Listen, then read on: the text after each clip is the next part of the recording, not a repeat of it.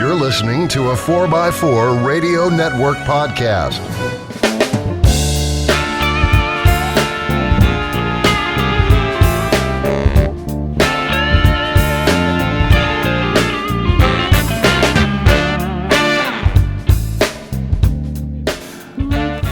Take two. Hey, Jeeples. Welcome to another episode of On the Trail with Kevin and Scott. I'm Kevin, the engineer, the guy that reads the instructions, follows them, and even uses a torque wrench from time to time. And I am Scott. I am the slapstick parts guy that probably answers your emails while I'm washing the dishes, we'll call it.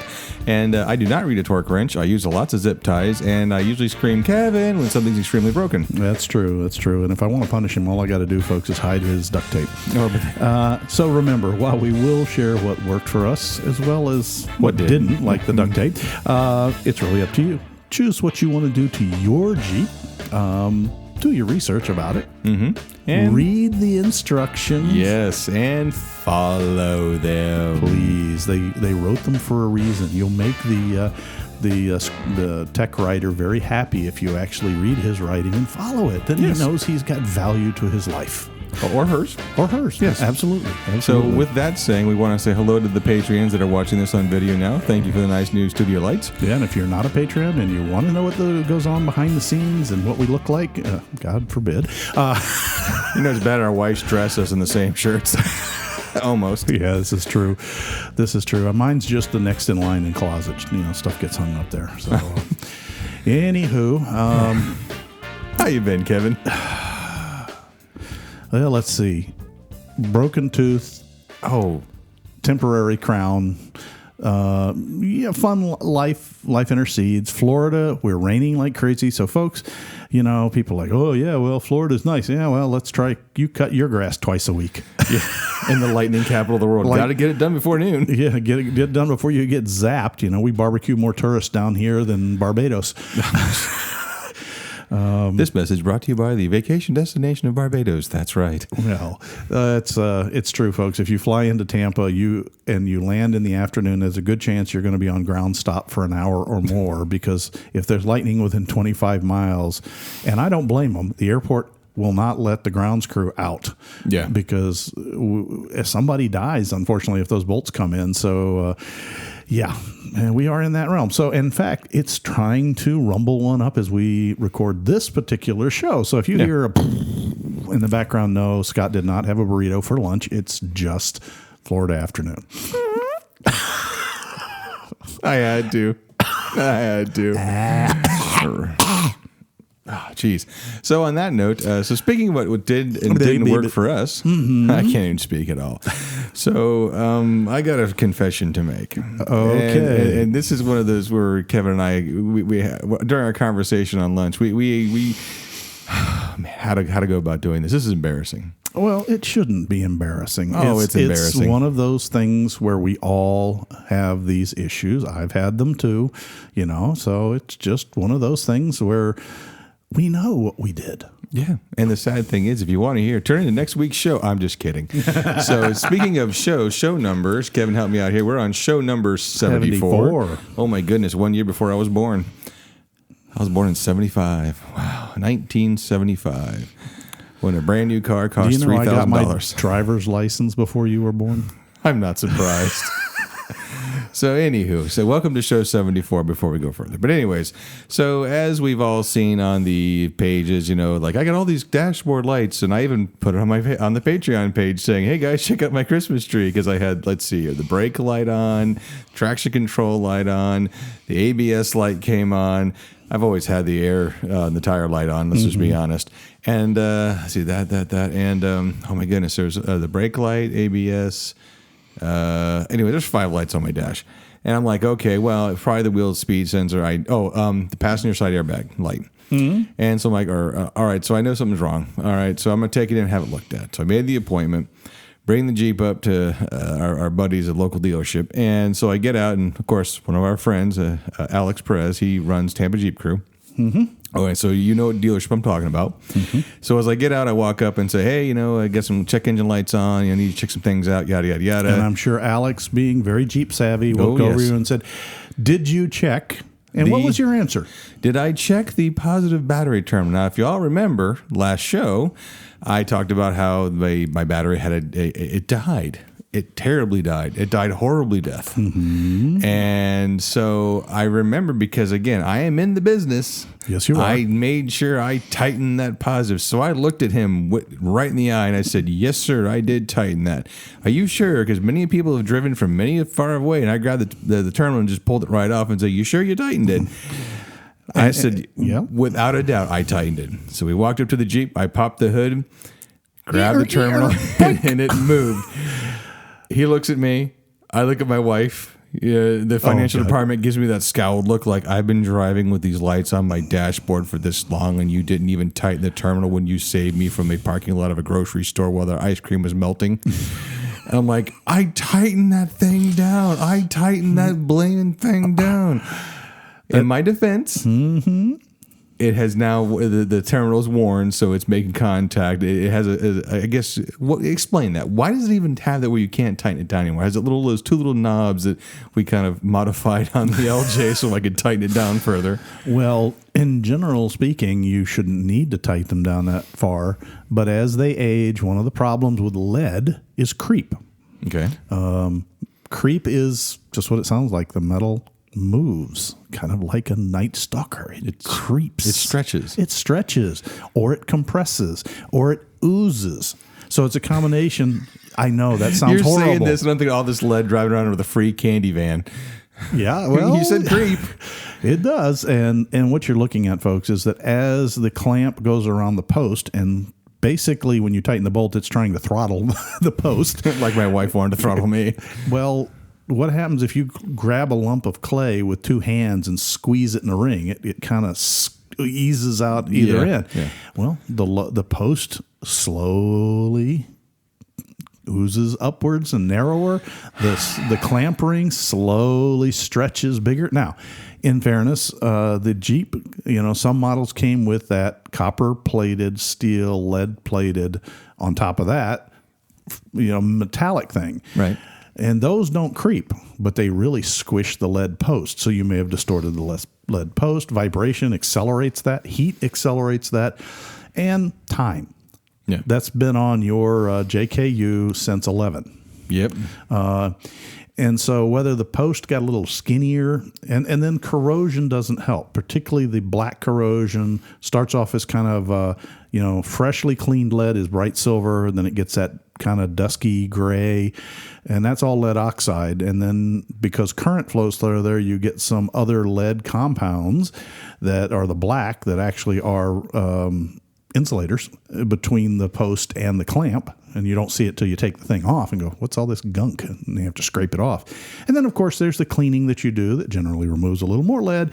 And long story short, you've used up all of the adjustment in that bolt that tightens down and tightens down and tightens down and tightens down until it bottoms out. Yes. And then you have either the choice of, okay, I'm replacing the battery or replacing the terminal clamp. I'm just going to put a couple drywall screws that'll space it out a little bit, Unfortunately, that works for a very short time only because you have I'm only steel. saying that because we see that at We work. see it all the time, too. Actually, there is a way to take care of that if you can get sheet lead. Now, that's the problem, is getting a thin sheet of lead. And by the time you order that, it's easier just to replace the terminal. Yeah.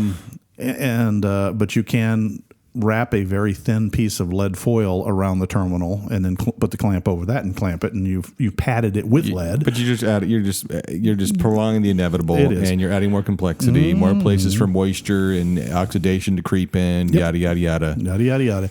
So long story short, it's better just to replace the terminal. And Jeep did one thing right. I got to give them credit compared to 90% of the other manufacturers. And that is most of our Jeeps come with a clamp that has a second bolt tail that the wires actually have a tab and a drill, and they're bolted on there. Right. Which means, unlike everybody else that uses a battery clamp that's molded when the lead is cast around the wire. So when it dies, you're replacing the whole wire all the way down to the starter or all the way to the ground. With the Jeep, you can undo the secondary bolt, the one that we all loosen and put the extra cables underneath for our winches and stereos and lights and everything else, and replace it. And marine terminals are almost identical to the Jeep terminal. Now, you can buy the steel terminals that are plated. You can, but they don't provide as much surface area. The solid lead ones aren't as strong, but they give you better contact. You can get brass terminals of the same way, or you can do like I did, Scott, and you can throw the military ones on. Yeah, those military ones are sweet. I'm sorry. Because they, folks, for those, the Jeep terminal, if you look at your battery terminal, it clamps on, and then you've got basically a bolt sticking up that you can thread. Well, what they did is the military terminals are a big chunky terminal. They're very heavy, so there's more mass of the lead to take the forces. And then the bolt runs horizontally, like drilled sideways through the connector. And you can slide the bolt out, and you can put one heavyweight lead, like your starter lead, under that head, and then slide the bolt through and put your winch lead on the other one and tighten the nut down. And both of them have what's called primary contact. Right. They're both leads are directly in contact with the the battery terminal. Yeah, they're not going through like your stereo wires. You don't have that stack. Doesn't mean you can't add stuff on top of them, but since they're your high amperage draw, you want them as close contact to that clamp as possible. Right. And the military terminals do give you that option. The only challenge is, particularly on TJs, I will say, is our power distribution units right next to our battery.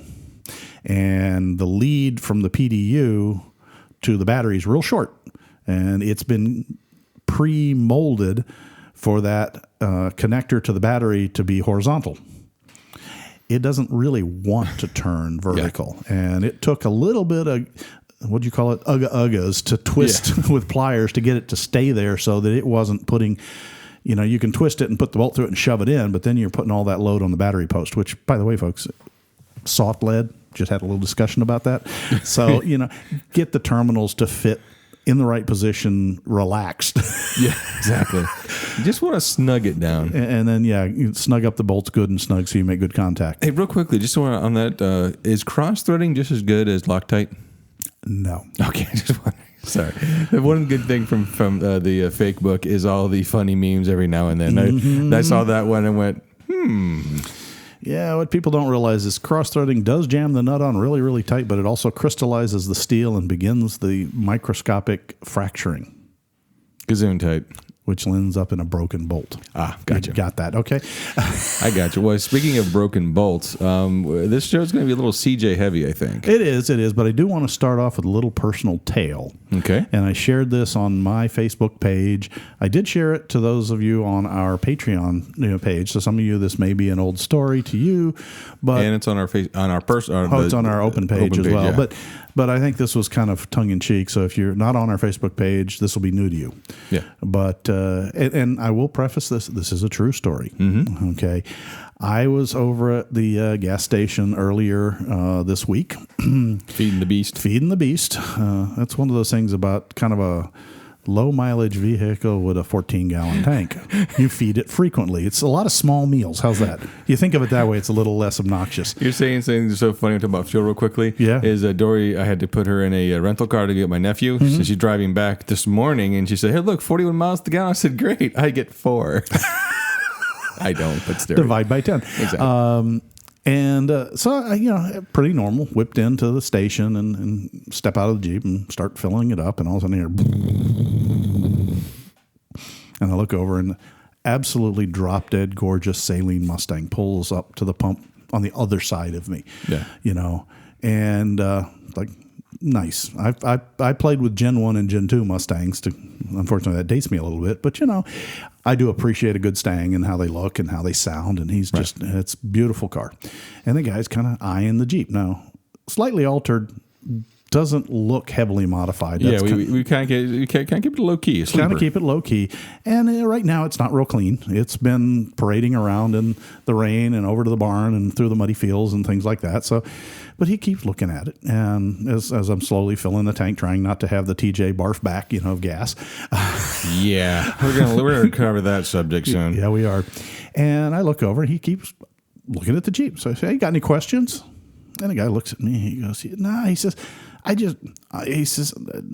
just don't understand you guys in your Jeeps.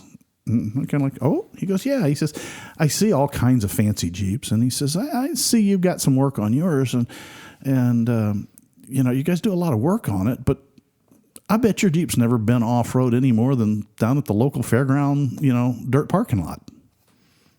And he didn't say it mean. No, He just is talking. honest, and sadly, there's a lot of people that way. I'll give you that. But I looked at him and I kind of smiled, showing him that no insult taken. I said, no, I'd take that bet. I said, because she's got the scars and I've got the pictures to prove it. She's been off-road a lot in a lot of places and a lot of scary situations. And a lot more to do still, Yeah. too. And he kind of, okay, nodding. And I said, but, I said, looking over at your Mustang, I said, that's a really nice Saline. I said, lots of work in that. And he says, oh, yeah, a lot of work on it. I looked at him and I said, I bet it's never been on a racetrack. And the guy just stopped and went kind of, have a nice day, bye. And got in his Mustang. Well, yeah, because the synapse made the connection, and that's the thing. Like when I had the mini trucking back in the day, everyone's like, "That's just stupid. You're lowering your pickup truck. You're doing all that." And the guy gets in his 44 Swamper Alcoa mud truck, and I'm like, "How do you get crap in your bed, dude? Your bed starts where your eyeballs are." And You sling it high enough. Well, the point is, though, they're all toys. Yeah, they are toys. No, and I give the guy credit. He didn't cuss. He didn't swear. He didn't give me the bird. He just Didn't challenge you. No, he just kind of nodded and have a nice day. No problem. It's all what we want. I could have really rubbed salt in the wound. You know that, Scott. I know you could have popped that hood. No, Really? I could have shown him 2 pictures. 1, crossing the river up in Georgia. Yeah. 2, crossing the checkered line at Daytona. My Jeep's been on both. And so is Nightcrawler. Yeah, it has. Yeah. So, be careful who you challenge because you might get called out. Yeah, and kudos to him because obviously, he realized, hey, at the end of the day, we all have the same goals, challenges, and respect to each other's ride. Again, we see it on social media, and I actually have to pause 1 second. Because you know what, I have to pause because there is a Jeep page out there. It's called Jeep Tech's Tips and Tricks, and one of our listeners, and your name escapes me right now, and I'll say it here in a little bit because I get a chance to actually look it up. But he mentioned that we gave him such I guess he wanted to do something good like we did, and so he created this page that I will give him credit. I've been lurking on and watching. There's no drama. Everyone asks a question. There's no snark. They get their question answered, and it's just tech trips. It's not about, hey, we're going to have wings over here, or hey, we're going to go do this over here. It's, hey, my 05 TJ transmission is overheating. I'm thinking about doing a transmission school. What do y'all think? Well, I did this, I did that. Thank you very much, and move on. Kudos to him. Way to go. Especially in this social media, This flaming... snark and whatever. He created a Jeep-friendly page that works really, really good. And I got to give hats off. And as soon as we start working the story, I'll go ahead and look up the name and get your name right. Do that. Well, and I'll throw you one out there that I do remember, and that's Stu Olson. And if you've done any wrench work, folks, go look up Stu Olson's page. He himself has done a large portion of what he has posted, but he also collects information from other people and puts it on his website with pictures and details of how stuff is done. And it was William. I just looked up the name real quickly. William, awesome job. Okay. So, folks, the information's out there, I guess is what it is, and we're going to start sharing some of that as well. We're just making sure from a copyright perspective, we've got to check with a few of our authors to share some stuff. But I guess that leads on to the primary topic for the show. Well, and really quickly, what Kevin just talked about with that thing we would want to share, I mean, it dumbs it down for people like me. Because, again, sometimes when Kevin tries to explain things to me, I'm a simple-minded kind of guy. You use a hammer to put a screw in, and the illustrations do it for me. Yeah. You know what I mean? I have to be connected. I have to get hands-on and visualize. It really does help. And here comes the thunder. So, Kevin, we got an email from Swamp about a CJ project where he broke more bits on it. Yep. And thanks for the email, Swamp. And again, if you have an email us at onthetrailpodcast@gmail.com. We will do the best we can to answer your questions. Well, reasonable. Yeah, reasonable, yes. If you want to know how the inner workings of the space shuttle goes, Kevin's not allowed to divulge that technology. 42. You get a fist bump for that. Yes. All right. So if you don't Thank know you, what that Douglas is, Adams. Yeah, I was going to say Google if you don't know. So, anyways, so he had a question about something called a. Now, when you say Bam Bar, I think of like from the Flintstones. Bam Bam walks into a bar and the bartender says, "What's with the big stick?" Yeah. Well, that might do about the same damage that Swamp did. Folks, Swamp has a CJ7. He's a frequent emailer to us, and lots of great information from him and a lot of great questions. Yes. Keep him coming. He was out climbing a ledge wherever he wheels out in the Midwest areas and got into a classic case of wheel hop. And that's where the axle's rotating away from the wheel rotation, the opposite direction. Good old every action has a equal and opposite reaction kind of a situation. Couldn't get that out. As you're climbing a ledge and you're kind of getting some traction, then losing it, well, the axle wraps in the opposite direction, making the pinion bob up and down, which makes the springs hop. The springs actually bend into an S shape during the application of power, and they snap back when you lose traction for that moment. And at that point, it gets traction back, and it hops again. And so you start hammering, and the hammers often, as you keep your foot into the go pedal, it hammers and harder and harder and harder until ping, you hear that lovely sound of parting metal. Where everyone else goes, yeah, and you go, darn. Explicative. Yes. So to that end, Swamp was looking into a product out there or a design solution called the Bam Bar. And the Bam Bar is basically an axle wrap prevention system. It stops the axle from wrapping the springs up into an S shape. And if they don't wrap up, they don't hop. Okay. Right. If you don't hop, the worst you get is wheel spin. And that, I'm not saying you can't break something with that, but you're far less likely to break that than bouncing the back of your Jeep up and down like a pogo stick. Boingy, boingy, boingy, ping. Exactly.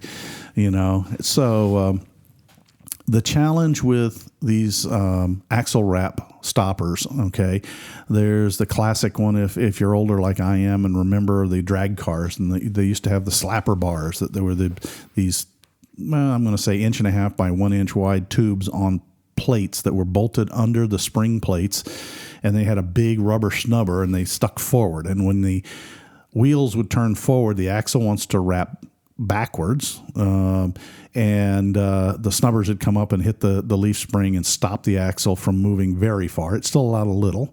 Right. There's other systems that have a little stand that is welded to the top of the pumpkin, the case where the gears are. And then there's a bar, not unlike one of the suspension links on a TJ or a JK or a JL, but it goes to a mount on the body or a frame member better above the drive shaft that stops the top of the axle from moving. Both of these do a great job of stopping axle wrap. However, both tend to limit articulation. Right. Not a good thing in Jeeps. In fact, the top-mounted bar can stop your axle from drooping and doing all kinds of things. Not a big deal on a road car where we're not looking for more than a couple of degrees of flexibility for cornering. In fact, most of the street cars, you want to keep the body and the axle as parallel as possible. Right. Not like us crazy people in the Jeeps who want 30 degrees and more and 60 degrees of flex and all these other numbers that we throw around. So everybody's been struggling around trying to figure out ways to stop axle wrap in a leaf-sprung vehicle, but not inhibit articulation. And I've seen different things with Heim joint braces and this brace and that brace. And the Bam Bar came up with whoever came up with the idea. It's kind of neat. It can be a little scary because it does require welding to your axle and your pumpkin, or if you have a truss system, welding to your truss. But it's very, very strong, and it does not appear to limit articulation. Yeah. Quick question, because when we're going to do the truss on my Jeep, it is always better to try and do this welding like without the gears inside.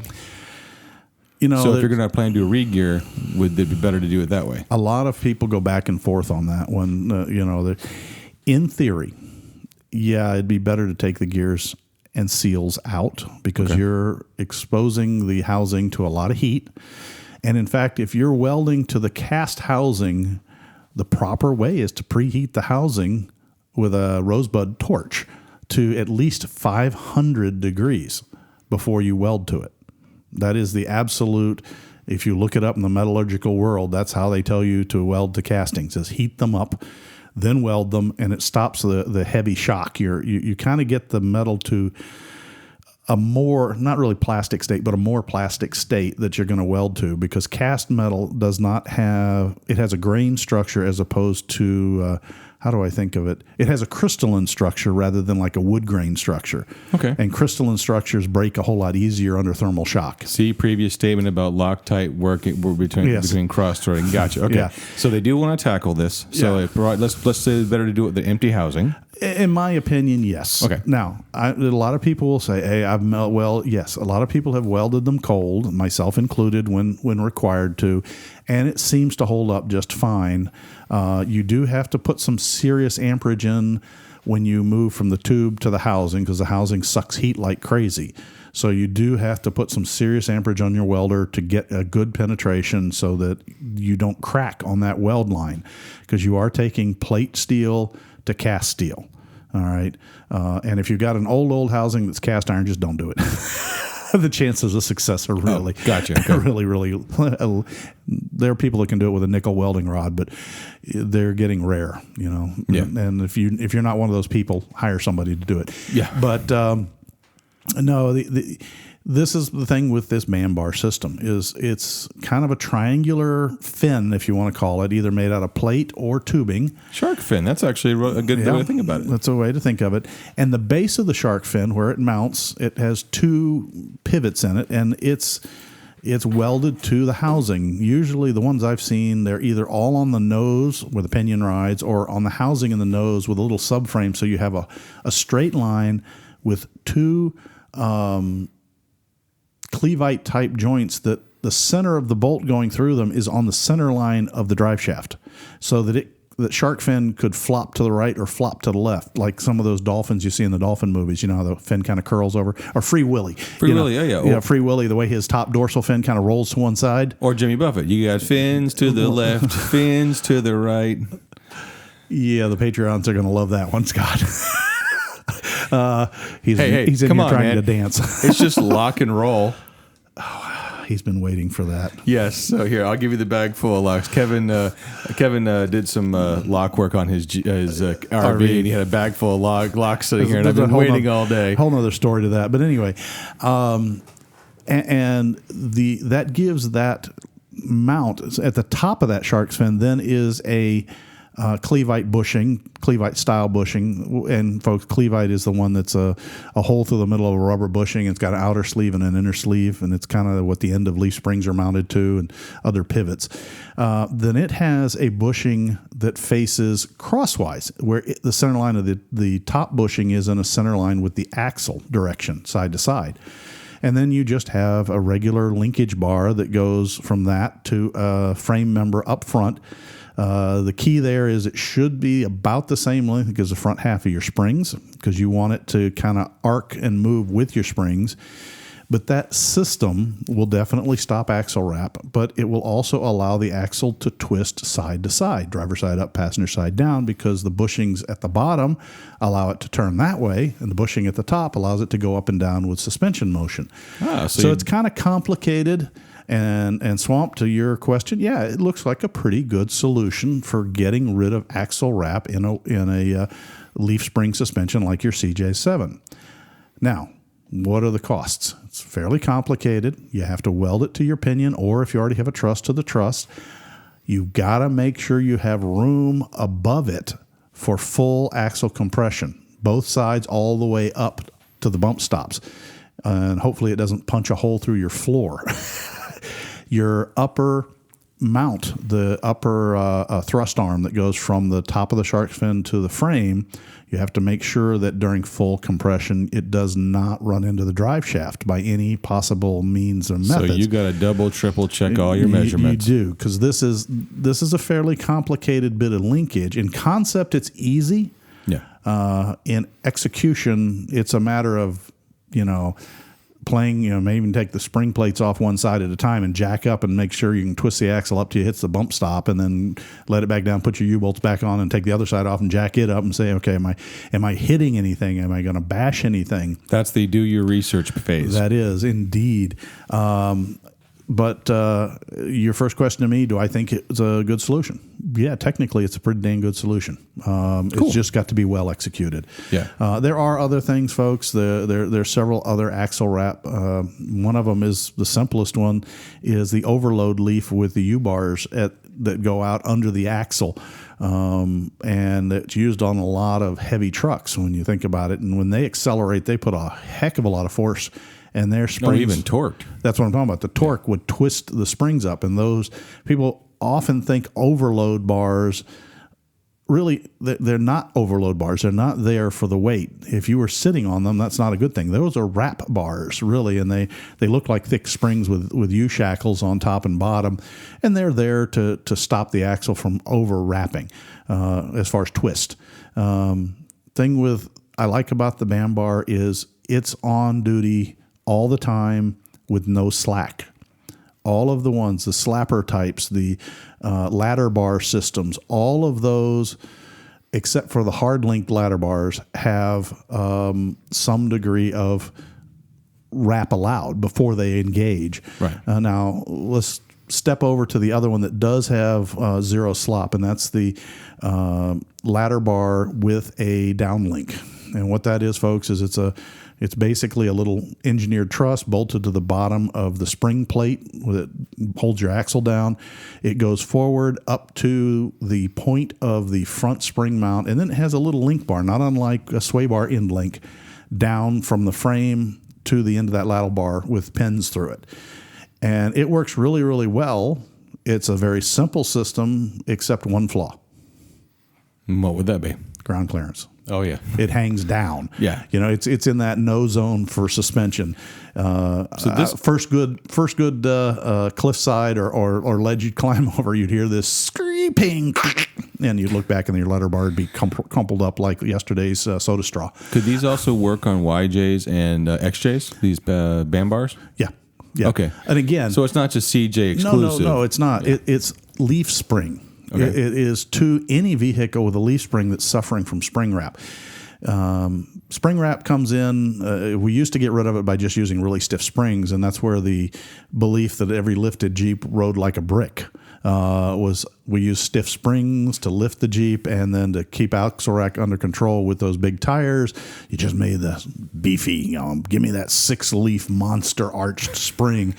That okay, if I'm hauling a semi trailer, I might get some flex out of it. Right. But on the other hand, nowadays you get the lift kits that are using, yes, they have arch in the springs, but they're very compliant, not just in one axis too. That's the wild thing, is that they're now making them soft to twist so that you can get that flex in articulation, that the spring can actually not just bow in and out like a bow, pulling a bow back where the arms bend, but also twisting side to side, like taking a flat piece of paper and twisting a propeller twist into it. So if I have a YJ or a CJ and I'm on the fence between two different lifts, that's where we talk about it's good to email the manufacturer and try to get that information during the research phase. You could say, hey, you'll have a better make words because you're good with words. How much twist can I put in the spring before it starts to bind or to break? And and then if they say, well, it depends on which end bushings you've got a pretty stiff spring. Usually the ones that are making the compliant lifts that give you the ability for those rear tires and front tires to go up and down independently. You're going to hit a limit. You're not going to have the same level of flex a comparable coil sprung system would be. But, on the other hand, you're probably not as many bolts and broken parts as a as a technically 5-link, I'll call it. But from one YJ to another YJ, maybe make the world a difference. It could. It absolutely could. And I alluded to this in an earlier show. Even Jeep started going with the high compliance springs on the YJs. And that's why some YJs, a lot of them came with track bars. Everybody goes, I don't need a track bar. Well, you don't if you use a stiffer leaf spring. But when you make the springs more compliant and flexible, they're less able to keep the axle centered. And Jeep got to the point, because of highway safety, they decided we're going to put a track bar on a leaf spring. Yeah. And that was to keep the axle centered during your maneuvering. Because when you throw the Jeep around like a sports car, which nobody does, of course, except me. I was going to say, cough. Yeah, you did ride with me to lunch, didn't you? Yes. And it was 2 hours ago. Highway Patrol should just be catching up now. So anyhow, to that end, I guess, I understand the leaf rack problem. I understand the wheel hop. I understand how it leads to broken parts. The BAM bar concept is a very good concept. It seems to be sound. The best one I think I saw was actually using 2 link bars at the top and kind of just a parallel arm arrangement to keep that shark's fin stable so it didn't twist. I saw some other versions where it was a circular bar with just cleveite bearings at both ends. That might allow some binding and stuff in it. But overall, that's kind of the game you're playing here. You're moving into suspension geometry design. And so it takes a little bit of research, a little bit of playing around. But the concept's sound. Cool. So let's see here. Anything else you want to touch? You want to do the front end? The front end of the CJ? Yeah. Which one was that? The cooling one? No, C notches. Cutting off C's. Cutting off C. Who was that? Oh, yeah. Who emailed us on that? The same person? Yeah. No, different person. Ron.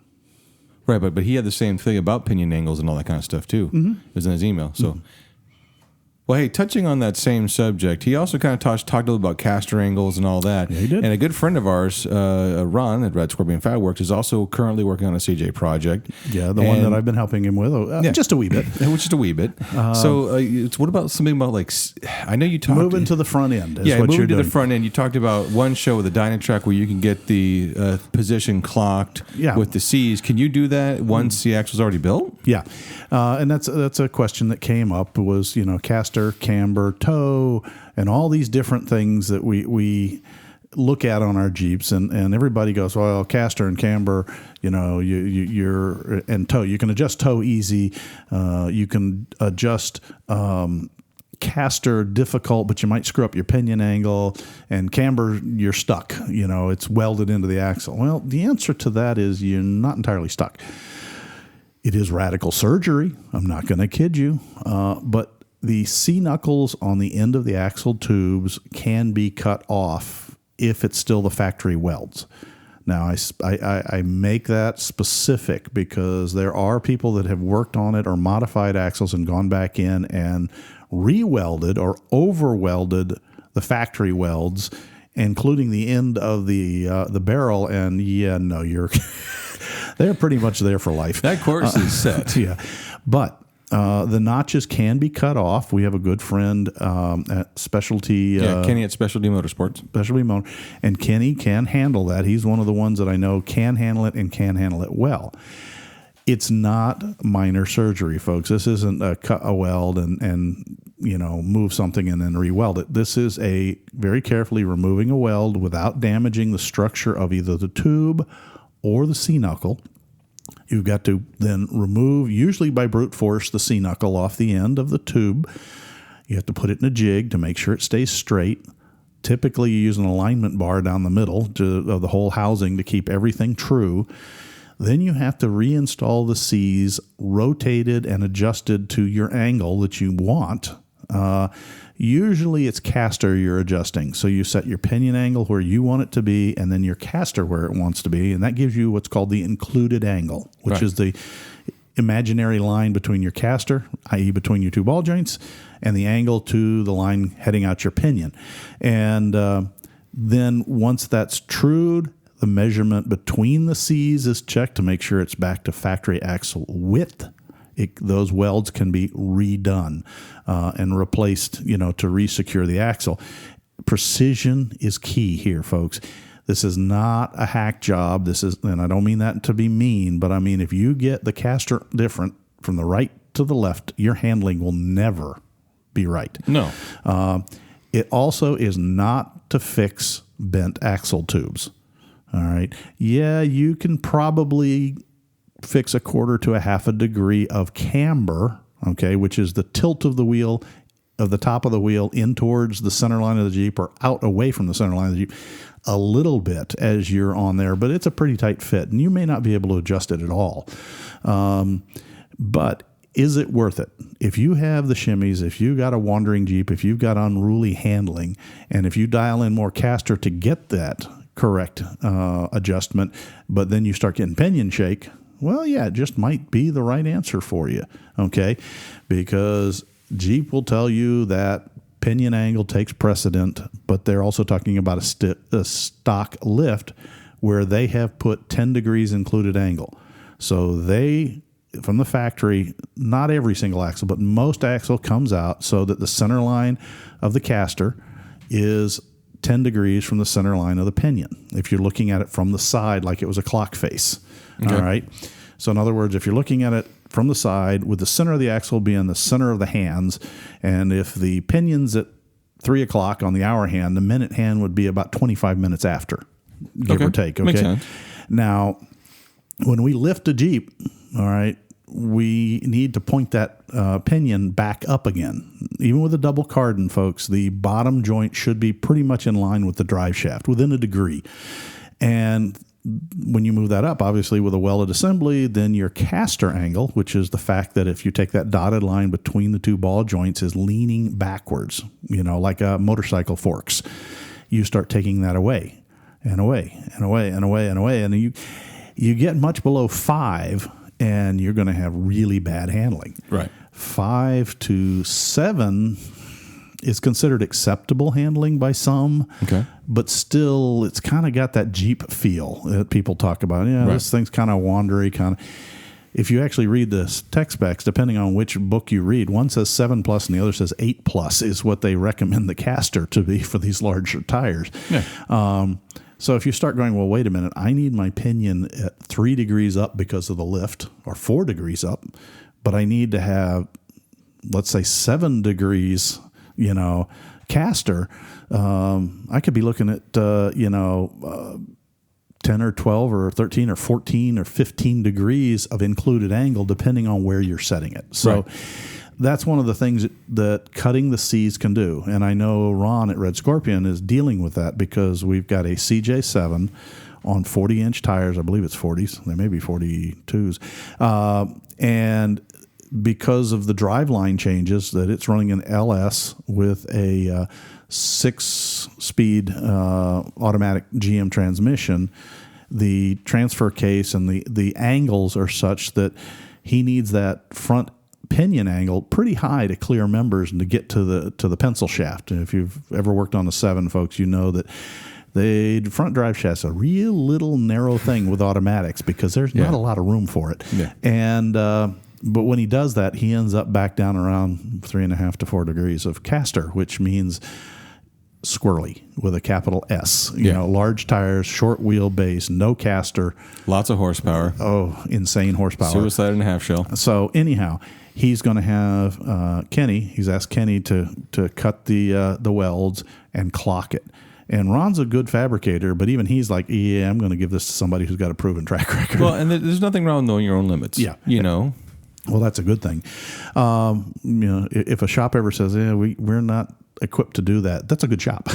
And they're willing to admit it. Yeah, and they're willing to admit it. So to that end, toe in, yes, if you adjust anything else, go back and check your toe. Yeah, you could have the absolute perfect, typically on a TJ, I'll throw that out there, it's about an eighth of an inch toe in on stock tires. Right. Stock tires are nominally 29-inch diameter. So if you put an 1/8 inch on 35-inch tires, you're actually under toe. That's one of the things.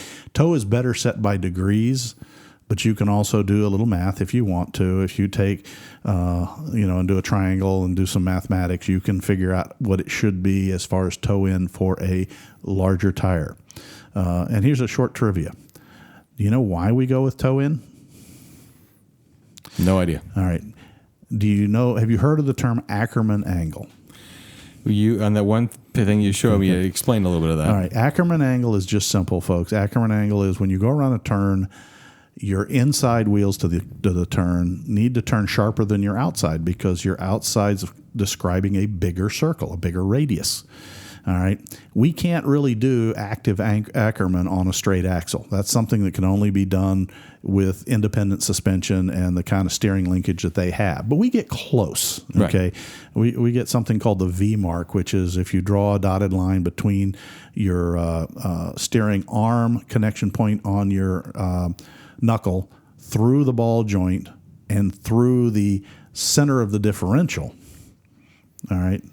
That's will give you an approximate Ackerman angle. Right. And that's why, if you ever notice the way the Jeeps are designed, you got the steering knuckles have the arms forward and they kind of stick towards the tire a little bit. They're not inboard, they're outboard. I've always wondered that, because when I see pictures of the Jeeps turn, it's like the one wheel is out further than the other. I'm like, man, have you been steering? No, that's what it's supposed to do. That is kind of a quasi Ackerman. The whole point of that is that when you're turning, if you actually were toe out, if you actually did the math, you'd find out that toe out actually helps the Ackerman. It's really great. Okay. And it's used on sports cars that really are aggressive turning. And it's basically called oversteer. When you turn and a car darts in. Well, Jeeps dart enough as it is. Yeah. Most cars dart enough as it is. So we do toe in for two reasons. One, to actually offset a little of that Ackerman. You have to make a deliberate input to get it to start to turn, not just let off pressure and have it dart in. And then the other reason is what most people actually believe, which is toe in is to take up all the slack in the system and pull all the steering tight so you don't have the wandering. And that's great, but if that was the only reason you did it, you'd need no toe in when all your steering stuff was new, and then they tell you every 5,000 mile adjusted another 1/16 of an inch out to adjust for that or pull it in. The real reason is to offset the Ackerman dive characteristics. And so if your Jeep is kind of darty, you know, if you start to turn and it's like, okay, I'm fine straight, but I start to turn and all of a sudden it goes, oh, you want to go left? Let's go left. Let's go a lot left now. Yeah. You might need a wee bit more toe in, to help offset that. So that's about as short as I can get. Well, and like you said, hopefully we get the permission from Michael to get that on our the page. Share that on our Patreon page or library. We'll share it on the page if we can. We'll share it on the Patreon page for everyone to view. Yeah, that would be nice. So what else have we got today that you really made this one tech heavy? Like, yeah, well, we've had emails of people saying, hey, we want to know, basically, we want CJ stuff. Yeah, I got you. And so we just covered some CJ, some XJ stuff, but I think we should probably, probably cut this one a little short. I got some editing to do, and we can always come back to this. But I just want to take a quick moment to say, again, thank you to all of our Patreons. Also, don't forget to check out the 4x4 Radio Network. Thank you. And all the great shows there. Tony and all those guys have been working really hard. In that note, too, again, if you have an email, question, comment, concern, onthetrailpodcast@gmail.com, or follow the link to our Patreon page, and I promise we'll have the rest of the video stuff. If the camera didn't quit again. Figured out. And on that note, Kevin, I think it's time we run out of time. I think it's time we've run out of time. Well, I say it so much You're now. Trying to okay. You know, let's just be honest. We've done talking. Yes. Let's lock hubs, hit the trail. Might even put it in 4-low to creep out of this mess. Exactly. It's getting deep up in here. As always, we want to say thanks to everybody for spending time with us. And as always, wheel legal, tread lightly, and take nothing but pictures, memories, and of course, your trash when you leave the trail. So, and as always, be sure to check in 2 weeks for the next podcast of On the Trail with Kevin and Scott. That's right. Bye, guys. Bye, guys. Proceeding has been provided for entertainment only. Proper service and repair procedures are vital to the safe, reliable operation of all motor vehicles, as well as personal safety of those performing those repairs. Standard safety procedures and precaution, including the use of safety goggles and proper tools and equipment, should be followed at all times to eliminate the possibility of personal injury or improper service which could damage the vehicle or compromise its safety. What he said. Thanks a lot for listening, guys. You guys have a great night. Bye.